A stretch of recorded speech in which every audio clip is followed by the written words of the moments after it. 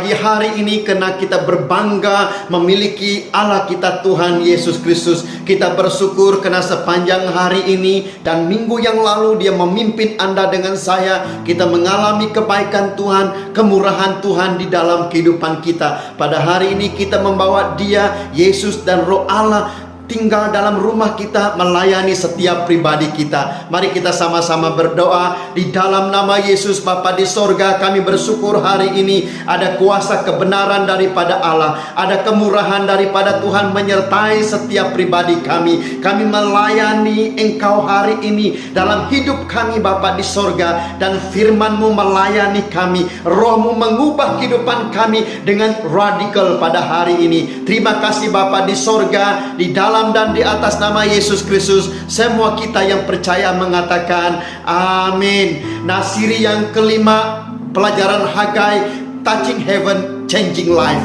Dalam 4 sesi yang lalu saya percaya semua kita diberkati oleh Tuhan. Yang percaya katakan amin saudara. Nah, ada 4 kategori orang Kristen saudara. Yang pertama adalah pertumbuhan yang mati. Orang Kristen ini adalah kulit semata-mata, di dalam IC-nya Kristen, tetapi dia tidak mengerti imannya. Dia tidak pandai berdoa, dia tidak mengerti membaca firman Tuhan. Dia mungkin pergi dan balik daripada gereja saudara, tapi imannya tidak bertumbuh, rohnya tidak bertumbuh. Nah, kategori yang kedua adalah pertumbuhan stagnasi. Nah, orang ini dia sudah dibaptis, mungkin dia sudah belajar firman Tuhan, dia tahu berdoa, dan mungkin dia sudah melayani. Tapi satu peringkat umur dan rohaninya, dia sudah stuck. Dia tidak boleh bertumbuh lagi. Dia kebingungan, dia stres dalam rohaninya saudara. Nah, orang ini perlu pembaharuan. Dia perlu revival daripada Tuhan. Dia perlu semangat yang baru.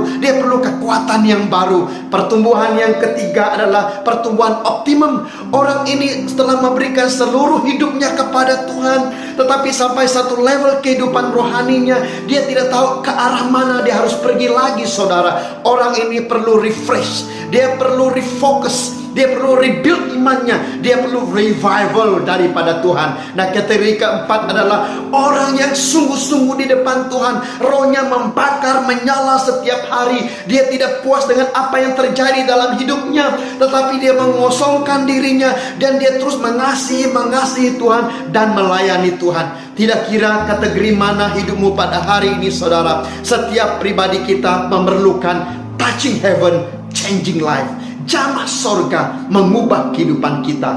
Kita lihat Ezra 3 ayat 1 hingga 6 saudara. Zarubabel dan Yosua membawa seluruh orang-orang Israel mempersembahkan korban bakaran kepada Tuhan. Tentangan semakin banyak daripada orang-orang Samaria. Terjadi kekacauan, terjadi tentangan-tentangan yang berat daripada orang-orang Samaria saudara. 16 tahun pembinaan bait Allah itu tertangguh. Lalu apa yang terjadi? Yang mereka perlukan adalah pertolongan daripada Tuhan. Lalu mereka membawa seluruh umat Israel. Mereka mempersembahkan korban bakaran di depan Tuhan. Karena hanya pertolongan daripada Tuhan, hanya lawatan daripada Tuhan, hanya touching heaven sahaja yang boleh mengubah mereka pada posisi ini saudara. Nah, kita belajar pada hari ini, korban bakaran melambangkan pengorbanan Yesus di kayu salib. Ada 5 pertukaran radikal di kayu salib yang melambangkan korban bakaran. Yang pertama adalah melayani bukan dilayani. Markus 10:45. Yesus datang ke bumi ini saudara untuk melayani Anda dengan saya. Di saat kita berdosa, di saat kita tidak layak, di saat kita tidak mampu lagi saudara, Yesus mati di kayu salib melayani Anda dengan saya, menyuci kaki kita saudara, dan menyuci dosa pelanggaran kita, pengaruh dosa, akibat dosa saudara, supaya kita layak di depan Dia. Dia datang untuk melayani, bukan untuk dilayani. Yang kedua, persembahan yang harum di depan Tuhan. Efesus 5 ayat 12, dia mempersembahkan satu korban bakaran yang berbau harum di depan Tuhan, yang berkenan kepada Bapa di sorga. Di saat kita sudah jatuh dalam dosa, kita bawa busuk oleh dosa, kita tidak layak lagi saudara, kita seharusnya mati. Tetapi Yesus mempersembahkan korban yang berbau harum di depan Tuhan, supaya Anda dengan saya berkenan dan menyenangkan hati Tuhan. Yang ketiga, kekudusan di dalam Kristus. Roma 12 ayat 1 saudara, Dia menguduskan Anda dengan saya. Kita tidak layak lagi saudara. Korban bakaran, korban persembahan itu sudah tidak layak lagi mengampuni dosa pelanggaran kita. Hanya penyaliban Yesus di kayu salib yang mampu menguduskan Anda dengan saya satu kali untuk selama-lamanya. Roh kita dikuduskan, pikiran, perasaan, emosi kita disucikan di dalam Kristus. Yang percaya katakan amin. Yang keempat, Dia adalah Allah yang menyertai kita. Matius 1:23, Dia berkata Immanuel. Kita tidak layak selama ini. Kita sudah jauh di depan Tuhan. Seperti Adam dan Hawa, mereka sudah hilang kemuliaan Allah. Mereka sudah tidak boleh dekat dengan Tuhan lagi saudara. Mereka sudah telanjang. Apabila Tuhan mau bertemu dengan mereka, menyebut Adam, Adam. Adam bersembunyi. Nah saudara, ini kasih oleh Tuhan. Apabila kita kembali kepada korban bakaran, yaitu Yesus yang dikorbankan di kayu salib, Anda dengan saya tidak perlu bersembunyi lagi saudara. Dia adalah Allah yang menyertai Anda dengan saya. Dia maha hadir saudara. Kehadiran Tuhan menyertai Anda dengan saya. Immanuel ke Maranatha. Yang percaya katakan amin saudara. Nah yang kelima, Dia memberikan penebusan kepada Anda dengan saya. Dia menebus dosa pelanggaran kita.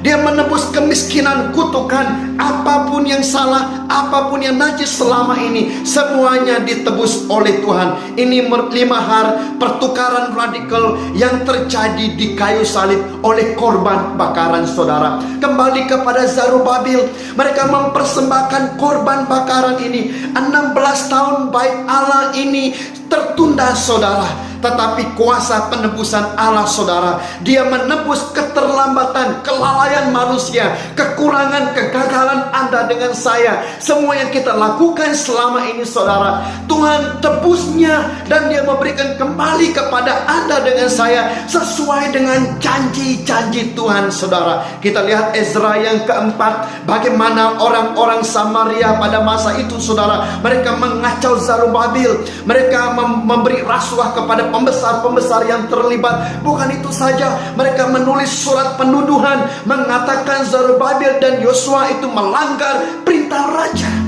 Ini merupakan tuduhan yang berat saudara. Tetapi mereka kembali ke hadiran Tuhan. Mereka kembali kepada sorga, touching heaven. Di sana ada kuasa Tuhan, ada kuasa kerajaan Allah. Hanya kerajaan sorga yang mampu melakukan perubahan, mengambil alih masalah mereka, mengambil alih kehidupan mereka saudara. Sama seperti Anda dengan saya pada hari ini. Tuhan mau mengambil alih kehidupan kita pada hari ini. Tidak kira kategori mana kehidupanmu pada saat ini saudara. Biar roh Tuhan mengambil alih, firman Tuhan mengambil alih pada saat ini, supaya kita masuk kepada fasa yang berikutnya yang saya katakan pada hari ini. Ada 4 fasa touching heaven, changing life saudara. Mari kita lihat satu persatu. Nah saudara, kita melihat di dalam 2 Raja-Raja 2 pada saat ini menceritakan bagaimana Elisha mengikut Elia saudara. Yaitu di mana dia mengikuti Elia daripada Gilgal, kemudian ke Bethel, kemudian ke Jericho, kemudian ke Sungai Yordan. Ini menggambarkan ada 4 fasa touching heaven, changing life. Pada sesi ini kita akan masuk lebih dalam lagi saudara, ke dalam alam rohani dewasa yang luar biasa di depan Tuhan. Untuk Anda dengan saya melihat hal-hal yang besar, hal-hal yang supernatural luar di sana. Nah fasa yang pertama pada hari ini yaitu fasa persediaan mutlak terjadi di Gilgal. Apa yang terjadi di Gilgal saudara, itu merupakan sekolah kenabian, di mana Elisha adalah salah seorang murid di sana saudara. Untuk mengikut Elia, dia harus keluar daripada sekolah kenabian tersebut. Dia harus keluar daripada zaman ataupun zon kenyamanan hidupnya saudara, masuk kepada zon iman, supaya dia mengalami lawatan Tuhan. Sebagaimana yang kita belajar pada minggu yang lalu, iman janda Sarfat ini saudara, dia keluar daripada zon kenyamanannya masuk kepada zon imannya saudara. Nah sama juga pada hari ini, Elisha harus keluar daripada tembok 4 segi sekolah kenabian tersebut saudara, keluar daripada rutinitas harian dia, roh-roh keagamaan kehidupan dia, cara-cara biasa kehidupan dia, untuk dia melihat sesuatu yang baru, yang besar terjadi dalam hidupnya. Nah saudaraku yang dikasihi oleh Tuhan, pada hari ini Tuhan mau membawa Anda mengalami satu persediaan mutlak untuk lawatan Tuhan yang baru, yang luar biasa. Kita tidak lagi pergi ke gereja hanya untuk bermain musik, menyanyi, berkhotbah, melakukan ini dan itu menjadi usher dan sebagainya. Kita senang melayani di dalam bangunan gereja. Tuhan mau kita keluar daripada bangunan gereja, keluar daripada bangunan yang menjadi kongkongan, yang menjadi rutinitas seharian kita saudara, sehingga rohani kita terbelenggu, sehingga kita mengalami stagnasi. Nah untuk Elisha mengalami lawatan Tuhan, mendapat pengurapan 2 kali lipat daripada Ilya saudara, dia harus keluar dari Gilgal. Dia harus keluar daripada hari-hari yang lalu, pengalaman yang lalu, hal-hal yang lalu dalam kehidupan dia, masuk kepada hal-hal yang baru dalam kehidupan dia. Dia harus keluar daripada air yang cetik, masuk ke air yang dalam. Dia harus keluar daripada padang hijau, pergi ke padang gurun untuk diproses oleh Tuhan saudara. Sama juga pada hari ini, Tuhan mau Anda dengan saya melalui persediaan mutlak. Yang percaya katakan amin saudara. Yosua 5 ayat 9, di sini terjadi saudaraku yang dikasihi oleh Tuhan, Yosua membawa seluruh orang Israel disunatkan apabila mereka menyeberangi sungai Yordan saudara, dan mereka berada di Gilgal, dan di sana orang-orang Israel lelaki semuanya disunatkan saudara. Nah ini melambangkan apa saudara yang dikasihi oleh Tuhan? Itu adalah tempat di mana Tuhan mengingatkan orang-orang Israel bahwa mereka mengalami kelepasan daripada Mesir.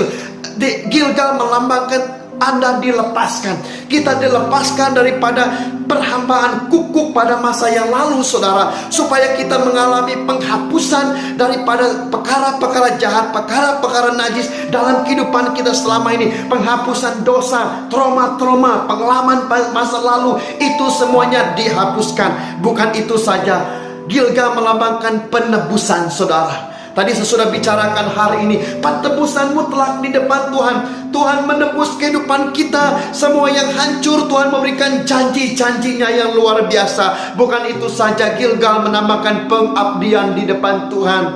Elisha mengabdikan dirinya menjadi seorang anak rohani kepada seorang bapak rohani namanya Ilya saudara. Nah waktu-waktu ini Tuhan mau mencari murid-murid yang senang dibentuk, yang senang diajar, yang senang dilatih saudara. Karena Tuhan mau mempersiapkan satu angkatan generasi yang luar biasa, seperti Elisha yang mendapat pengurapan 2 kali lipat. Dia melakukan pekerjaan-pekerjaan yang dahsyat, yang luar biasa di depan Tuhan. Pada waktu ini saudara, Tuhan telah mencari Elisha yang keluar daripada roh-roh keagamaan, masuk kepada zon iman, supaya dia diubah oleh Tuhan, supaya dia mengalami lawatan Tuhan, roh Tuhan yang luar biasa di depan Tuhan. Nah pada hari ini saudara, Gilgal kita harus tinggalkan, kita harus buang semuanya jauh-jauh pada saat ini. Kita melupakan semua hal-hal yang lalu. Seperti Yesaya 43 berkata saudara, Tuhan memberikan hal-hal yang baru di dalam kehidupan Anda dengan saya, supaya kita mengalami lawatan Tuhan, mengalami roh Tuhan di dalam kehidupan kita. Yang percaya mengatakan amin. Fase kedua adalah pencerahan mutlak. Kita lihat di dalam Kejadian 28 ayat 10 hingga 19, di mana Yakub pergi melarikan dirinya ke Haran saudara. di satu tempat yang bernama Luz. Di sana dia membaringkan diri karena sudah malam. Nah, apa yang terjadi pada semalam malam? Dia melihat ada satu tangga daripada bumi naik ke surga, saudara. Di sana ada malaikat turun naik. Kemudian dia bertemu dengan Tuhan di surga. Dan apabila dia membuka matanya sebelah pagi, dia merasakan di tempat itu ada kehadiran Tuhan. Lalu dia menukar nama tempat itu daripada Luz kepada Betel. Nah, terjadi di dalam Betel, saudara, itu merupakan fase yang luar biasa di dalam kehidupan Elisha. Kalau kita melihat cerita ini, dia harus setia mengikut Elia.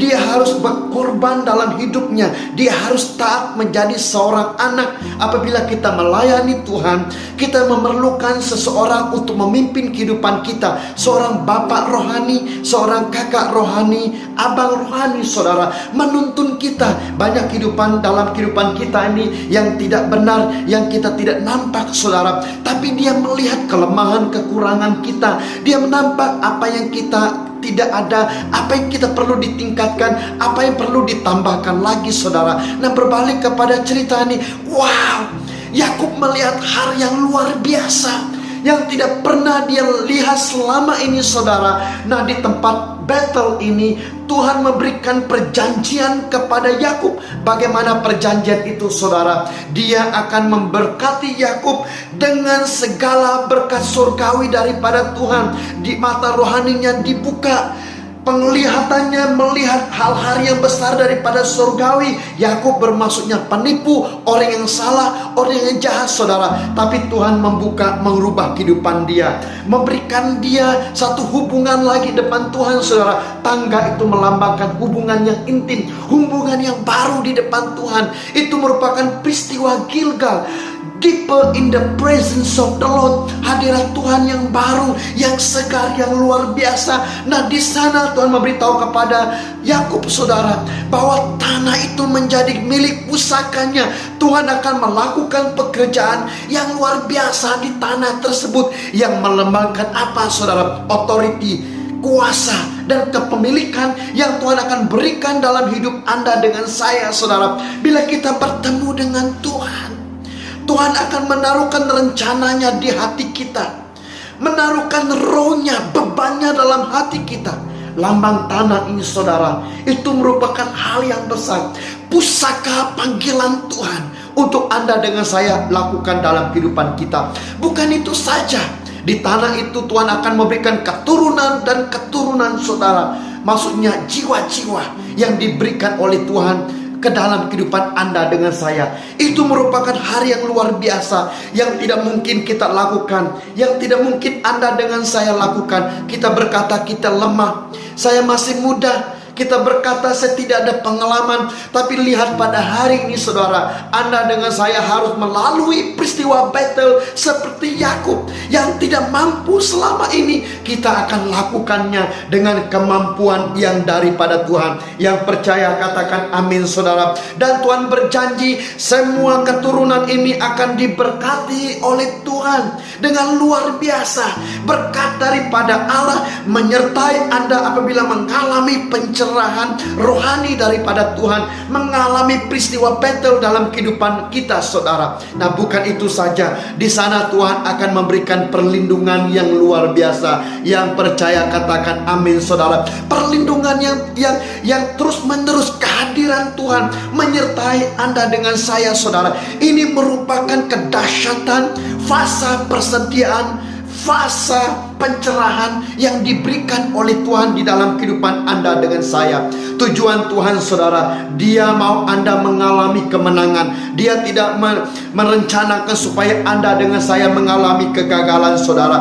Tetapi apa yang Dia mau Anda dengan saya lakukan pada saat ini, supaya kita sanggup membayar harga. Elisha sanggup membayar harga, apapun harganya, apapun dia harus korbankan. Tuhan mau Anda dengan saya mengorbankan semuanya. Untuk apa, saudara? Supaya Anda dengan saya mengalami paradigma yang baru, perspektif yang baru, persepsi yang baru di dalam kehidupan kita. Kembali kita kepada peristiwa saat ini, MCO COVID-19 ini, saudara. Saya percaya Tuhan mengubah paradigma kita, mengubah perspektif kita, bagaimana kita mengatur hidup, bagaimana bergereja, bagaimana melakukan pekerjaan, menyala kehidupan keluarga, belajar dan seumpamanya, saudara. Kita perlu perubahan paradigma untuk berjalan di dalam iman seperti Yakub ini, saudara, seperti Elisha, seperti Elia yang kita belajar sebelum ini, seperti Zerubabel dan Yosua, saudara. Kita perlukan paradigma yang baru. Yang seterusnya, kita perlu pengosongan hidup. Untuk kita menerima sesuatu yang baru dalam kehidupan kita, saudara, kita harus membuang semua hari yang lama, supaya ada ruang kosong di dalam kehidupan kita, supaya Tuhan boleh meletakkan, menaruhkan kepercayaan yang baru, beban-beban yang baru di depan Tuhan. Jangan penuhi hidup kita dengan program, dengan jadwal-jadwal pelayanan, dengan program ini dan itu, dengan pelayanan ini dengan itu, dengan masalah ini dengan itu, saudara, sehingga pikiran kita penuh, hati kita penuh, sehingga tidak ada ruang tempat Allah bekerja pada saat ini, saudara. Tuhan mau Anda dengan saya mengosongkan hidup kita sepenuhnya, saudara, supaya ada ruang untuk Roh Allah bekerja, ada ruang untuk Tuhan bekerja, ada ruang untuk Tuhan berbicara di dalam rohmu yang paling dalam, menyatakan hal-hal yang luar biasa, yang rahasia, yang Dia nyatakan kepadamu, saudara. Rancangan-rancangan yang membawa damai sejahtera, sukacita, kekuatan yang daripada Tuhan. Rahasia ini sungguh luar biasa, saudara, karena Dia datang daripada sorga, dicurahkan kepada Anda melalui tangga perhubungan yang intim, yang dalam di depan Tuhan. Nah, pada saat ini, saudara, Anda perlu melibatkan Tuhan atas apapun yang kita lakukan pada saat ini, saudara. Kita melibatkan Tuhan.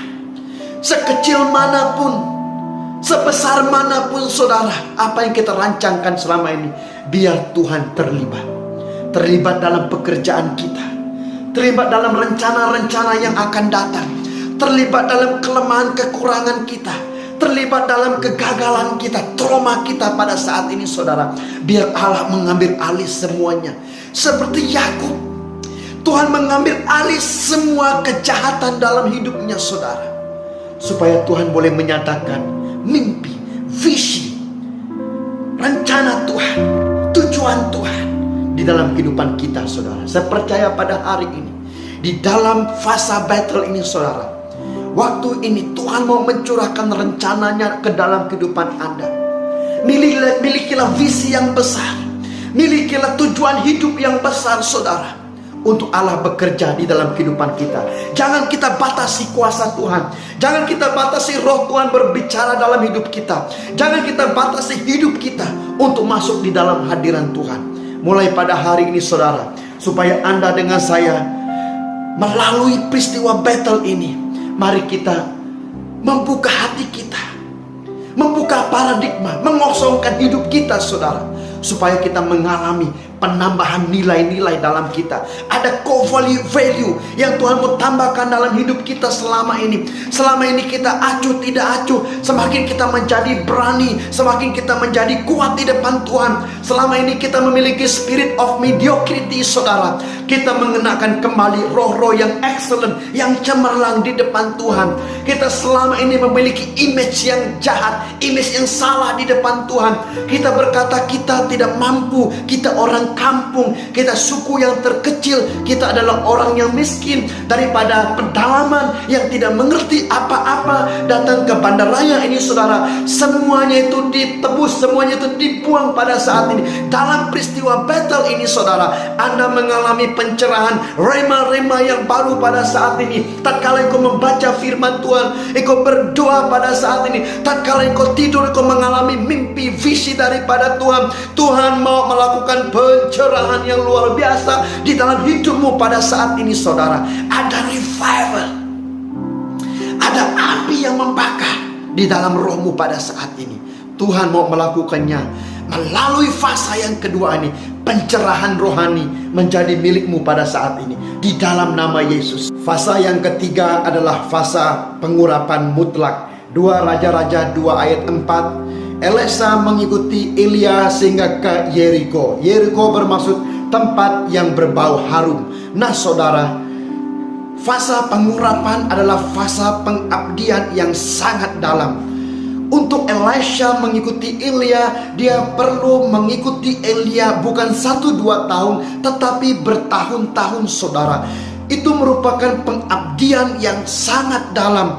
Menjadi seorang murid, kita harus taat, kita harus setia kepada Bapak rohani kita, saudara, supaya kita belajar daripada Tuhan, menghormati Tuhan, taat kepada Tuhan, dan kita percaya bahwa Tuhan menggunakan bapak-bapak rohani ataupun kakak abang rohani yang memimpin kita, saudara, supaya kita daripada hari semakin baik dan semakin cepat dan semakin pandai atas apapun yang kita lakukan di dalam kehidupan kita. Dan dalam fase pengabdian, saudara, Yesus diajar sekitar 30 tahun sebelum dia diangkat dan melayani Tuhan. Musa dipersiapkan 40 tahun, Yusuf disediakan bertahun-tahun, Daniel dipersiapkan bertahun-tahun.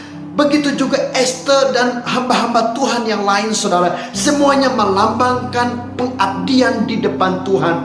Nah, untuk masuk kepada fase pengurapan, di sana Tuhan menguji kesetiaan kita, menguji hati kita, sebagaimana kita tahan kepada pencobaan, tahan kepada penderitaan, memikul salib kita setiap hari, saudara, supaya itu diuji oleh Tuhan. Karena Tuhan akan menggunakan bencana yang tahan uji, bencana yang kudus, bencana yang suci, bencana yang elok dan tidak ada cacat celah. Tuhan tidak menggunakan bencana yang kotor, bencana yang bocor, saudara. Dia menggunakan satu bencana yang sudah harum, yang sudah cantik, yang sudah siap menanggung semua beban-beban, menanggung semua cabaran, menanggung semua pengurapan yang Tuhan siapkan bagi diri Anda dengan saya. Selalu kita berdoa, Tuhan urapi saya. Tapi kita tidak berdoa, Tuhan pakai saya. Tapi kita tidak berpuasa, kita tidak membangun mesbah kehidupan kita, kita tidak mempelajari firman Tuhan, kita tidak ikut connect group, kita tidak ikut sel, kita tidak berkomunikasi dengan orang lain. Bagaimana Tuhan mempercayakan kepercayaan besar dalam kehidupan kita, saudara. Itu sebabnya pada waktu ini, di dalam tempat gereja ini, saudara, semua Anda jemaat-jemaat yang ada di tempat ini tinggal dalam komsel, yaitu connect group ataupun community di mana Anda bertumbuh di sana, menjadi seorang anak, belajar di antara satu dengan yang lain. Nah, ini yang terjadi kepada Elisha, pengabdian yang sangat dalam, saudara. Dia mendapat impartasi daripada Elia, dia tidur dengan Elia, dia makan bersama dengan Elia, dia berdoa, dia belajar dan sebagainya, saudara. Pengabdian ini memerlukan komitmen yang dalam. Nah, pengurapan ini juga membicarakan tentang mati atas kedagingan kita, saudara. Kita tidak bergantung lagi dengan paradigma pikiran kita, dengan energi kita, tenaga manusia kita, kedagingan-kedagingan, pengaruh dosa, pengaruh-pengaruh kedagingan kehidupan kita. Semua itu dimatikan, saudara, supaya urapan Tuhan mengambil alih kehidupan kita. Nah, ini yang terjadi kepada Elisha. Dia mengalami pencurahan kuasa yang daripada Tuhan. Pencurahan daripada Elia diimpartasikan kepada dia, saudara. Kenapa, saudara? Karena dia dipercayakan daripada hal-hal yang kecil kepada perkara-perkara yang besar. Daripada Gilgal yang mengikuti Elia pergi ke Betel, kemudian ke Yeriko, saudara. Tuhan mau Anda pada saat ini, saudara, berjuang dalam hidup Anda, membangun rohani Anda, apapun cabarannya, saudara. Saya percaya roh Tuhan memimpin Anda mulai daripada hari ini. Nah, bukan itu saja, dia mengalami perlipat gandaan rohani. Kita membaca yang berikutnya, saudara. Dia melakukan mukjizat 2 kali ganda daripada Elia.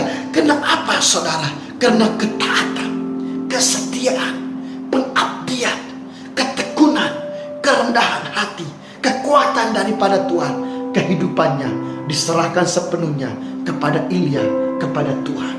Bukan itu saja, saudara, dia mengalami pengobaran karunia daripada Tuhan. Di fase ini Tuhan akan mengobarkan karunia Anda. Anda memiliki karunia seorang pemimpin, pemenang dan penakluk, pelopor. Saya percaya pada hari ini Tuhan mau mengobarkan Anda, saudara. Keadaan pengobaran yang daripada Tuhan itu menyebabkan Anda tidak selesa dibentuk, saudara.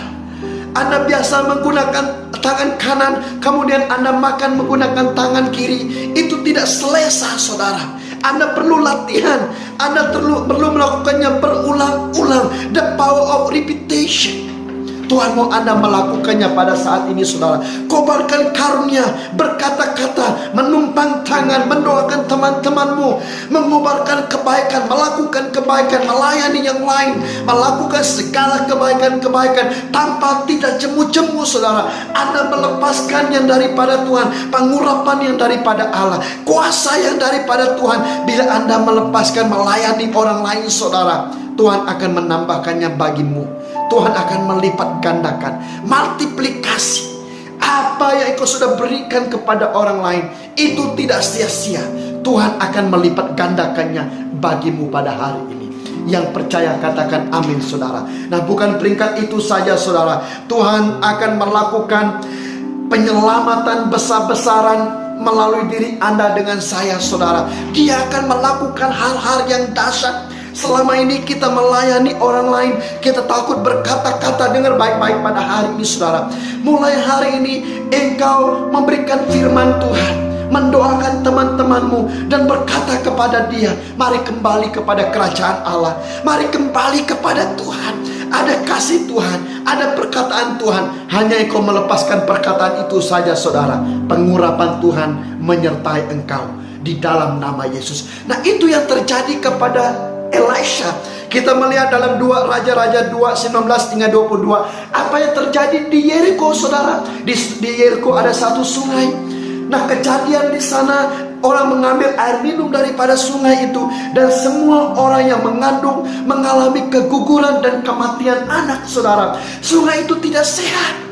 Lalu apa yang terjadi kepada Elisha? Dia menyuruh orang-orang kampung tersebut, saudara, di Yeriko mengambil garam. Kemudian dia mengambil garam tersebut di atas satu pinggan. Kemudian dia melontarkan, melepaskan garam itu daripada mata air sungai Yeriko, saudara. Nah, apa yang terjadi di dalam Alkitab, saudara? Sungai Yeriko itu sembuh. Nah, ini melambangkan apa, saudara?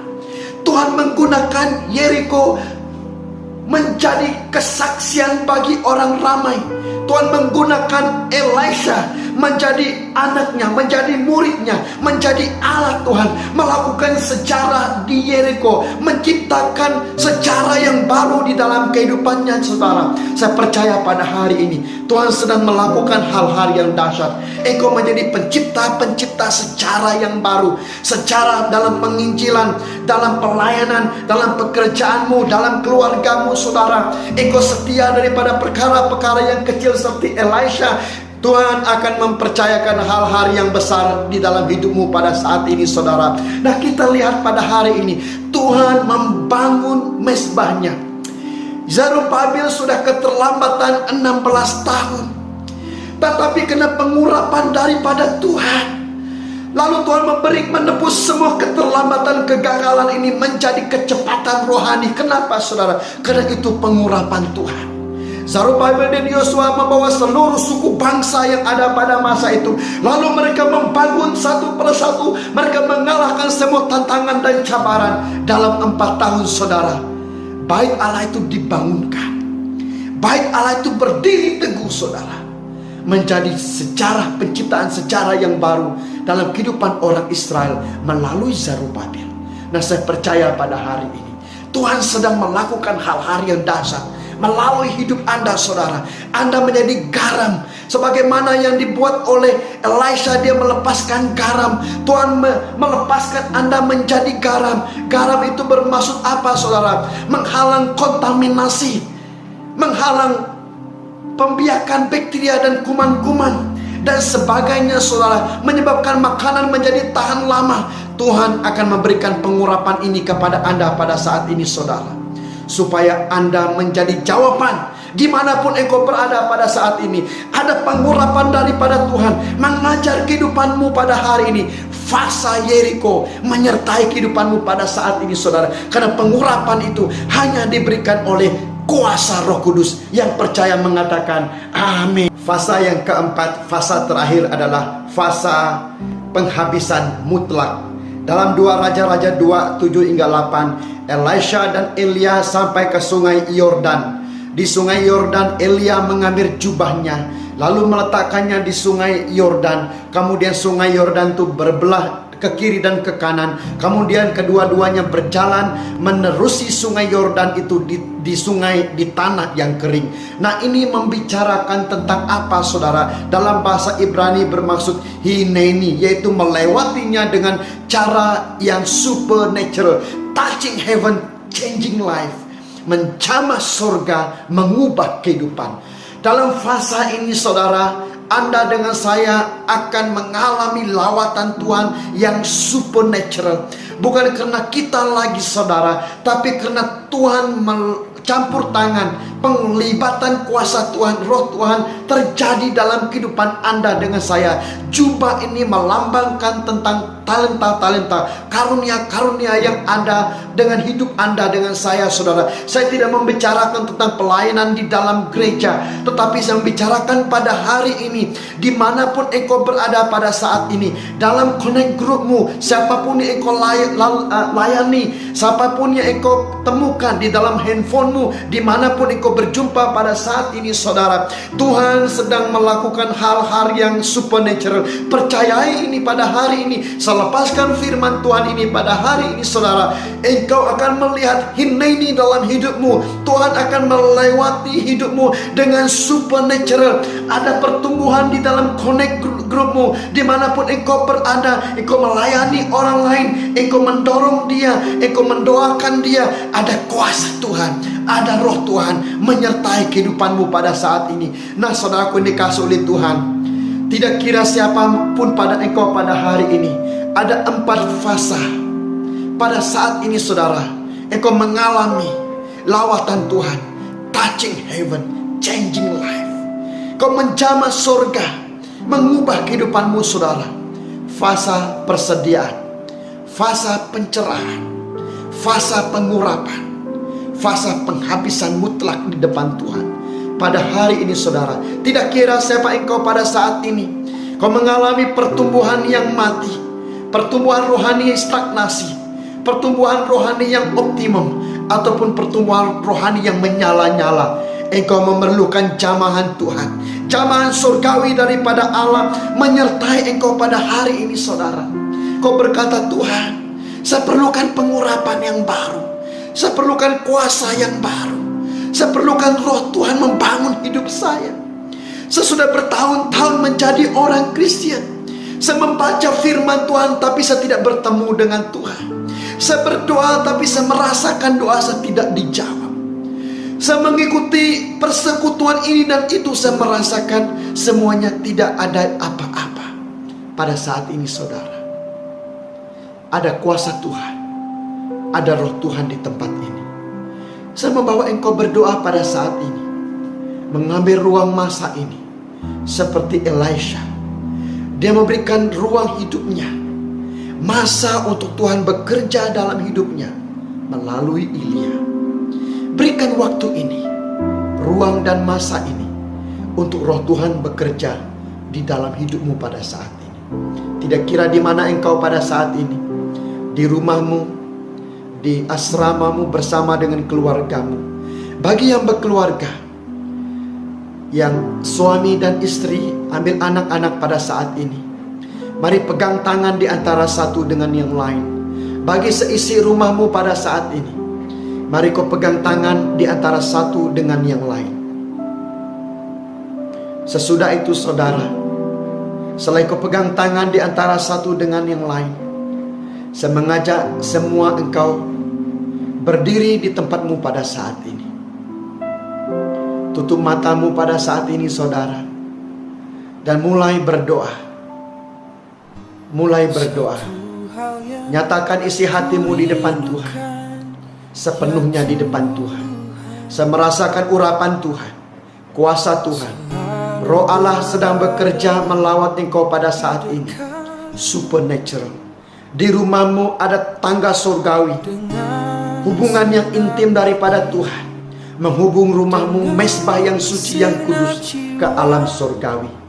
Ada malaikat Tuhan, ada kuasa Tuhan, ada roh Tuhan, ada janji-janji Tuhan mengalir di rumahmu pada saat ini. Bapa di sorga, di dalam nama Yesus, saya berdoa pada saat ini untuk setiap anak-anak-Mu Bapa, bagi keluarga ini pada saat ini di dalam nama Yesus. Kau lawat keluarga ini, lawatan supernatural daripada Tuhan menyertai dia dalam nama Yesus. Sembuhkan suami, sembuhkan istri, sembuhkan hubungan keluarga, sembuhkan anak-anak Tuhan. Di dalam nama Yesus, saya istiharkan keluarga ini sembuh di dalam nama Yesus saat ini Tuhan. Bagi yang sedang berpegang tangan pada saat ini, dalam nama Yesus, mengalir kuasa-Mu Tuhan. Kau jamah pada saat ini. Oh, ada revival, ada roh Tuhan melawat setiap anak-anak-Mu pada saat ini. Di dalam nama Yesus, di dalam nama Yesus. Bagi setiap pribadi yang sedang berdiri pada saat ini, sekali lagi angkat tanganmu di depan Tuhan. Dalam nama Yesus, kau terima kuasa dan pengurapan Tuhan. Roh daripada Allah menyertai engkau pada saat ini. Terjadi kesembuhan, terjadi revival. Roh ini dibangkitkan. Ada Roh Kudus membangun hidupmu pada saat ini. Dalam nama Yesus, dalam nama Yesus.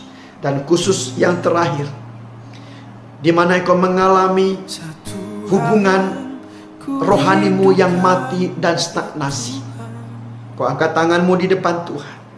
Dalam nama Yesus, saya istiharkan, dalam nama Yesus terjadi kehidupan. Kematian-kematian rohani saya hancurkan di dalam nama Yesus. Saya lepaskan pengurapan daripada Tuhan, kuasa daripada Allah menyertai anakmu pada saat ini. Di dalam nama Yesus, semuanya mengalami kuasa Tuhan. Roh Tuhan menyertai pada saat ini.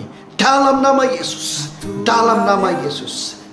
Bapa di sorga, saya memberkati anak-anakmu pada saat ini. Di dalam nama Yesus, berkat Tuhan, kuasa Tuhan. Sementara mereka bekerja dari rumah maupun yang pergi ke pejabat, yang belajar, saya berkati di dalam nama Yesus. Kuasa-Mu menyertai, Roh-Mu menyertai. Sepanjang minggu-minggu ini kami mengalami lawatan Tuhan, touching heaven, changing life. Terima kasih Bapa di surga, di dalam dan di atas nama Yesus Kristus. Semua yang